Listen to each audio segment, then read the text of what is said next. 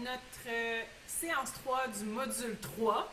Donc, 3.3, c'est la fin, c'est notre dernier module. Donc, j'espère que vous êtes prêts à vraiment finaliser le tout dans les prochains 20-25 minutes. Donc, tout de suite, on va partager l'écran. On va se mettre sur notre séance ici. Donc, séance 3 de 3 de notre gestion de crise efficace. Comment intervenir avec efficacité. On est rendu à notre séance 3. Donc, on va parler de l'élaboration des procédures d'opération standard. Donc, on veut vous aider là, justement à réfléchir à comment on viendrait à élaborer nos POS. Donc, on vous l'a dit dans une séance précédente, vous devriez vous doter de procédures à suivre avenant qu'une situation se présente.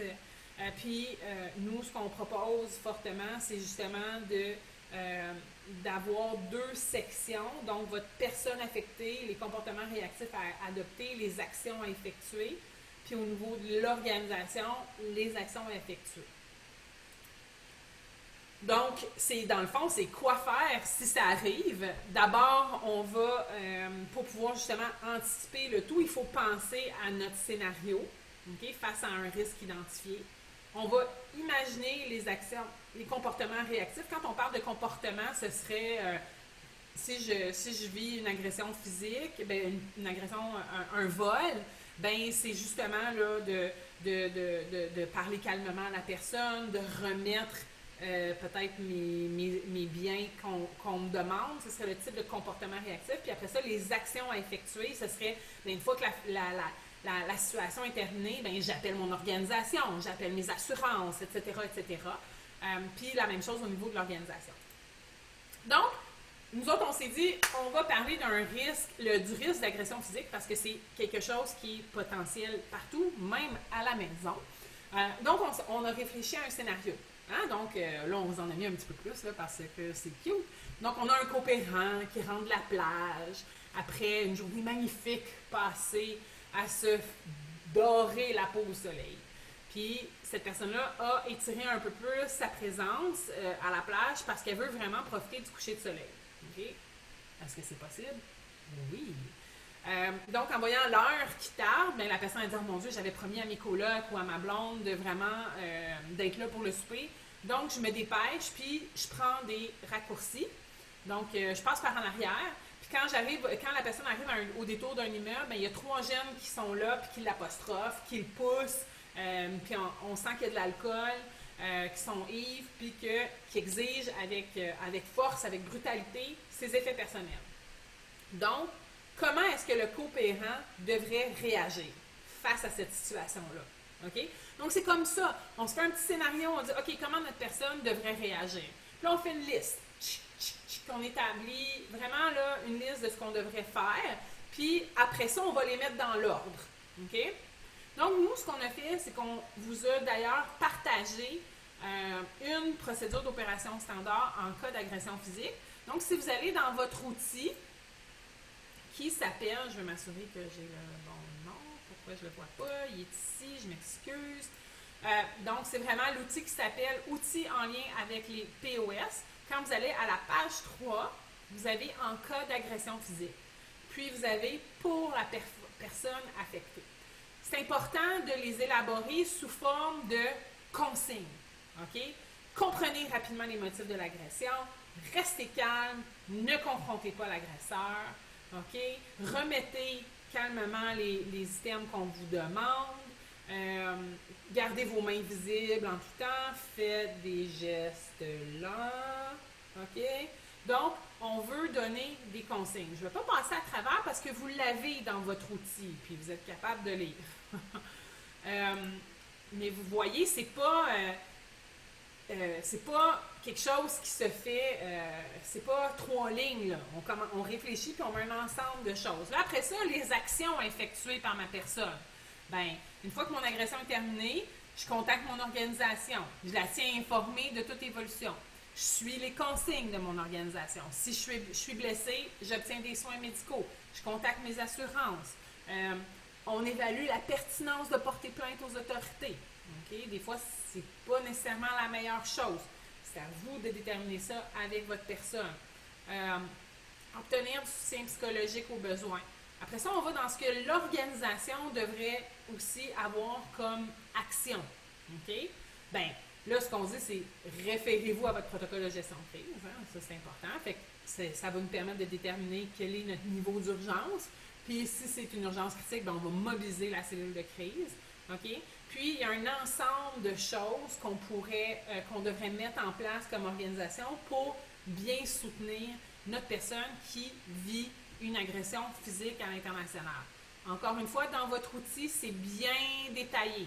Okay? Tout est là pour que ça vous donne un exemple de comment élaborer et quoi réfléchir. Il y a beaucoup de choses qui vont revenir d'une procédure à l'autre. Hein? Référez-vous à votre protocole de gestion de crise, ça devrait être la première ligne en haut de tout. Puis, partout où est-ce que c'est nécessaire, ben, d'accompagner lors de procédures médicales, de se tenir informé de l'état psychologique, d'offrir un soutien logistique. Mais il y en a, pour certains, on va évaluer la pertinence de poursuivre son séjour à l'international. Est-ce qu'elle peut poursuivre ou être trop sous le choc et on doit la rapatrier, par exemple?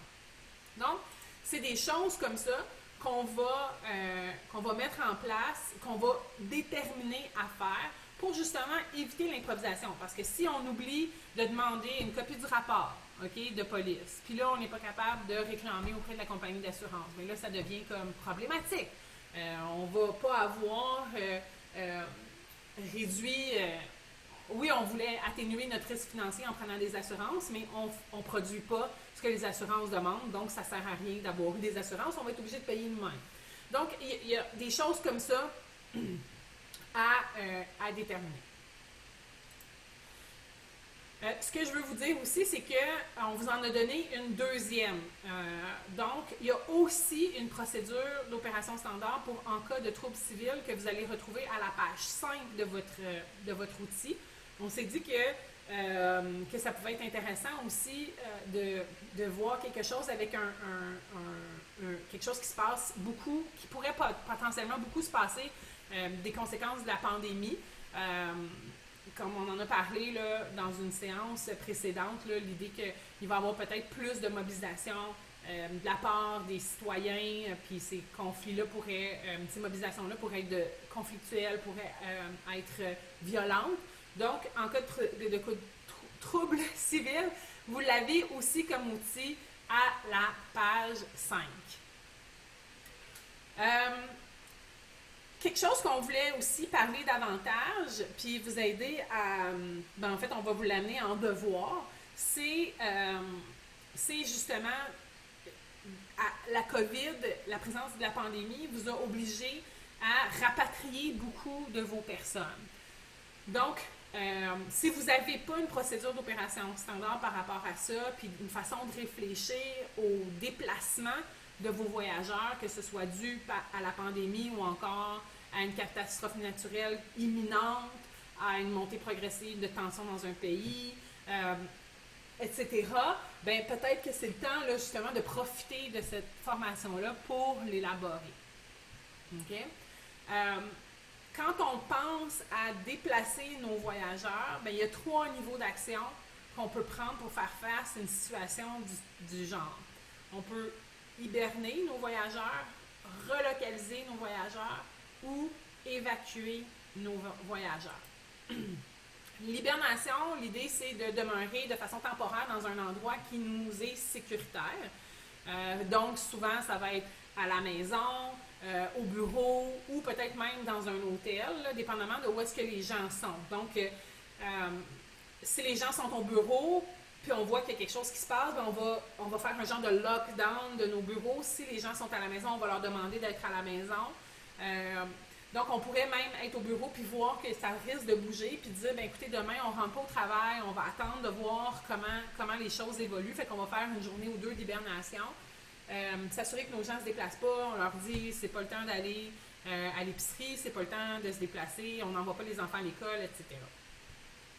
Quand on relocalise, bien, c'est qu'on va déplacer nos voyageurs. Okay? C'est que notre lieu d'hibernation n'est plus sécuritaire, okay? Puis qu'on veut que nos gens soient plus loin de où l'événement se passe. OK? Fait qu'on va les relocaliser, mais on ne va pas les changer de pays. OK? On va juste passer d'une ville à une autre ou d'un secteur de la ville à une autre. Donc, c'est ça, relocaliser. Puis, on peut déplacer nos voyageurs à nous, mais aussi peut-être nos employés nationaux. OK? C'est là que dans votre gouvernance, vous allez le mettre aussi. Okay? Est-ce que quand on relocalise aussi nos employés nationaux ou pas? Donc ça revient à votre organisation de prendre cette décision-là. Et quand la décision est prise, c'est de comprendre l'ensemble de la logistique qui vient aussi avec ça. Puis, au niveau de l'évacuation, c'est justement de déplacer nos voyageurs, OK, ailleurs, dans un autre pays. L'évacuation ne veut pas nécessairement dire qu'on rapatrie au Canada, OK? Ça peut aussi dire qu'on est au Bénin puis qu'on évacue au Togo. On est au Cameroun puis on évacue au Sénégal ou à Paris, OK? En fonction de qu'est-ce qui est disponible au niveau des ressources, vous allez évacuer dans un lieu plus sécuritaire, évidemment, OK? Voilà. Ce serait les 3 niveaux à considérer. Votre schéma décisionnel, on vous a donné un exemple de comment on viendrait à décider de si on hiberne, si on relocalise, si on évacue. Donc, est-ce que mon lieu actuel est sécuritaire? Oui, on hiberne. Non. Est-ce qu'un transport sécuritaire est possible? Non. Est-il plus sécuritaire de rester sur place? Oui. OK? Donc, vraiment, ça vous aide à réfléchir.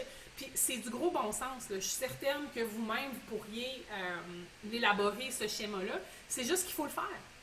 Comme ça nous aide vraiment à... Quand on ne sait jamais comment on va réagir dans une situation de risque, dans une situation de crise. Puis, moi, je le sais que je reste assez composée, puis ça va, tu sais. Mais peut-être qu'il se passe quelque chose à la maison. Peut-être que mon conjoint puis moi, ça va pas très bien. Inquiétez-vous pas, ça va très bien. Mais peut-être que ça va pas bien dans cette période-là. Puis ça va avoir un impact sur moi, sur le genre de leader que je suis. Donc, on veut se doter le plus possible d'outils pour atténuer les risques de prise de décision aussi. Donc, d'élaborer un schéma comme ça, c'est toujours une bonne chose. D'ailleurs, ce schéma-là se retrouve à la page 6 de l'outil, toujours là, en lien avec les procédures d'opération standard. Revenons à hibernation. On est toujours dans hibernation, relocalisation et évacuation. Donc, il y aurait comme, dans le fond, 3 niveaux. Premièrement, c'est la phase d'alerte. OK? Donc, quelles sont les consignes à suivre quand une situation est potentielle ou imminente? Okay? On revient vers nos niveaux d'urgence. On a une situation potentielle imminente. C'est quoi qu'on fait? T'sais, je veux dire, on sait qu'il y a une élection qui s'en vient dans une semaine. OK? On fait une veille, on commence à identifier, on va faire l'épicerie parce que ça se pourrait qu'on soit hiberné. Donc, il y a un ensemble de choses pendant la phase d'alerte qu'on va mettre en place. Si c'est un ouragan, on va sécuriser les fenêtres, on va sécuriser les portes, on va sécuriser les choses au bureau, on va retirer de l'argent, on va s'assurer que toutes les batteries de nos cellulaires, de toutes sont pleines. Okay? Donc, dans la phase d'alerte, voici ce qu'on a à faire. Après ça, dans notre phase d'activation, qu'est-ce qu'on fait pendant que la situation est en cours? Puis après ça, une fois que la situation est résorbée ou contrôlée, quelles sont les actions à prendre également? Puis ça, c'est à faire pour la personne affectée, puis pour l'organisation également. De plus, ce qu'on propose, c'est de faire un tableau de relocalisation. Donc, d'identifier les lieux potentiels où est-ce que vos gens pourraient être. Donc, ça pourrait être au bureau de votre organisation. OK? Puis, ce serait quoi les lieux possibles de relocalisation? On pourrait envoyer certaines personnes à la résidence du directeur pays, au bureau du partenaire, on pourrait les mettre à l'hôtel Yacoubian. Okay? Qui sont les personnes à contacter? Quels sont les divers trajets pour se rendre? Si je suis au bureau de l'organisation puis je m'en vais à la résidence du directeur pays, on n'a pas le choix, c'est la route RN1. Ça va nous prendre 25 minutes, puis il y a une partie qui est en terre du kilomètre 0 à 4. C'est quoi les risques et les facteurs à considérer? Okay? Il pourrait y avoir des barrages routiers, il pourrait avoir, la route pourrait être inondée pendant la saison des pluies, etc., etc. OK? Fait que ce qu'on veut faire, c'est identifier les différentes relocalisations possibles, puis évaluer qu'est-ce que ça veut dire en termes de risques, de facteurs à considérer, comme par exemple le dernier à l'hôtel Yacoubian. On pourrait y aller à pied, ça prend 12 minutes, ou on peut prendre les véhicules de service. Mais est-ce qu'à ce moment-là, nos véhicules vont être là? Est-ce que nos chauffeurs sont disponibles? Là, on les met à l'hôtel, il y a des coûts élevés. Est-ce que il y a des chambres de disponibles? Est-ce qu'on va être obligé de mettre plusieurs personnes dans une même chambre? Donc, il y a différentes choses comme ça à considérer. Donc, ça ressemble à ça un tableau de relocalisation. Un tableau d'évacuation, ben c'est d'identifier, on sait qu'on faut qu'on sorte du pays, donc c'est quoi les différents modes de transport auxquels j'ai accès pour évacuer mes gens? Ben, OK, on regarde avec l'avion. Premièrement, c'est à l'aéroport international de X, Y, Z, puis on peut évacuer vers la France ou le Maroc, OK, rapidement. Quand je suis au bureau de l'organisme ou quand je suis à la résidence coopérant ABC, les trajets, le temps de déplacement, les risques, les facteurs à considérer, OK? Puis les différentes options. Mettons, Air Shabada, c'est tous les jours à 9h45. Puis pour aller au Maroc, ben c'est le mercredi et le dimanche, puis c'est Air Tralala à 17h30. Puis quand on regarde dans les facteurs à considérer, bien évidemment, quand on prend l'avion, ben il faut planifier être à l'aéroport au moins 3 heures avant l'heure du vol. Donc si ça, c'est pas possible, bien là, peut-être qu'on n'est pas capable de prendre cette option-là. Puis là, bien, l'urgence fait en sorte qu'on va être obligé d'évacuer en voiture. Donc, on identifie le pays X, Y, Z pour évacuer. Puis là, bien, si on est au bureau de l'organisme, d'abord, c'est la route RN1, puis ensuite la route de la pluie. Puis après ça, si on est à la résidence, bien, c'est la route du sud. Puis après ça, la route de la pluie, ça prend 8 à 9 heures. Les risques, les facteurs à considérer. OK? Moi, souvent, puis c'est quelque chose que je suis certaine auquel vous pensez, il ne faut pas oublier que dans certains pays, les Canadiens, bien, si on est au Bénin et qu'on va aller au Togo, bien, ça prend un visa. Est-ce qu'ils vont nous laisser passer à la frontière ou pas? Donc, des fois, ça peut aussi être pertinent quand on est dans une phase d'alerte. Okay? Quand on revient ici, là, à la phase d'alerte, les consignes à suivre alors qu'une situation est potentielle ou imminente, bien, on peut peut-être s'assurer que nos coopérants, nos gens qu'on risque d'évacuer, ont obtenu un visa pour aller au Togo, par exemple, puis qu'on va être capable de les évacuer par la route. OK? Donc, de construire ces tableaux-là nous permet de ne pas avoir à se dire « Ah, c'est quoi nos options? C'est quoi les vols, donc? C'est quel jour? Comment ça se passe? C'est quoi les routes qu'il faut prendre? » Donc, ça, c'est très important. Ça vous permet de moins improviser puis d'être efficace dans votre prise de décision. Donc, ça, là, c'est notre dernière diapositive avant que je vous parle du devoir. Donc, pourquoi dans le fond, le plan de contingence, ben, il faut prendre le temps de le faire. Okay? Puis il faut attribuer les ressources pour le développer. C'est très important. Je pense que la pandémie puis les impacts de la COVID sur vos organisations vous ont bien convaincu que vous devez le faire. Ça, je ne suis pas inquiète. C'est pas pour rien que vous êtes de l'autre côté de mon écran. Faire une étude de l'activité, déterminer un échéancier, identifier vos personnes responsables, rester concis. Okay? Ça aussi, c'est important, que ce soit clair, que ce soit simple, que tout le monde peut comprendre. Si vous avez des partenaires qui ne s'expriment pas dans votre langue, peut-être traduire vos documents dans la langue du partenaire. Tout ce qui est sécurité devrait se faire dans la langue, dans la première langue, dans la langue principale de la personne.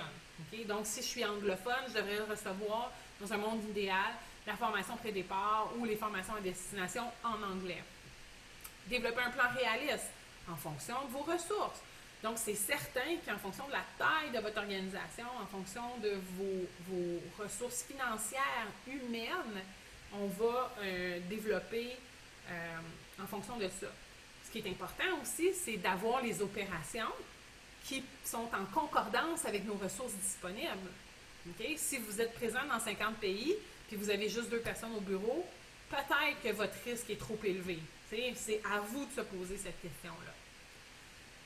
Communiquez votre plan, testez votre plan. Je pense que vous venez de le tester avec la COVID, mais une fois que vous allez avoir élaboré des choses, testez-le, faites des simulations, faites des exercices de table, documentez tout ce que vous faites avec votre journal des opérations, assurez une mise à jour, faites un suivi, une évaluation de ce que vous mettez en place, informez des révisions les gens, puis évaluez surtout votre plan après son déploiement. Donc là, c'est le temps d'évaluer vos interventions que vous avez faites au moment de vos interventions en lien avec la pandémie. Alors, à vos crayons, on va vous demander de faire, avant notre prochaine séance en direct, d'identifier les membres de votre cellule de crise. Okay? Quelles sont ces personnes-là? Identifier leur rôle. Pas rentrer nécessairement dans les responsabilités, là, ça serait une autre chose. Fait que vraiment, là, quels sont les grands rôles et qui vont occuper ces rôles-là? On va vous demander d'établir vos procédures de communication. Donc, qui parle avec qui? Puis, élaborer votre procédure d'opération standard en cas d'évacuation. Okay? Vous venez de le vivre, là. Okay? Vous avez eu à rapatrier des gens au pays. Donc, justement, prenez ce que vous avez fait, évaluez ce que vous avez fait, puis mettez-le comme il faut, là. Couchez-le là, pour que ce soit clair, puis profitez de ce que vous venez de vivre pour, justement, élaborer cette procédure d'opération standard-là, puis élaborer votre tableau d'évacuation pour un de vos lieux de projet. OK? Faites pas, vous n'êtes pas obligé de faire, si vous êtes présent en Afrique de l'Ouest, au Sénégal, puis au Burkina Faso, puis au Togo, puis donc vous n'avez pas besoin de faire pour chacun des pays. Faites-le pour le Burkina, par exemple, puis peut-être identifier, pas peut-être, mais élaborer votre tableau d'évacuation pour ce lieu de projet-là. D'accord? Donc, on se voit à notre prochaine séance en direct, qui sera notre dernière. Entre-temps, portez-vous bien, puis c'est toujours la canicule pour moi ce matin, là. Donc, j'espère que vous allez vous tenir au frais.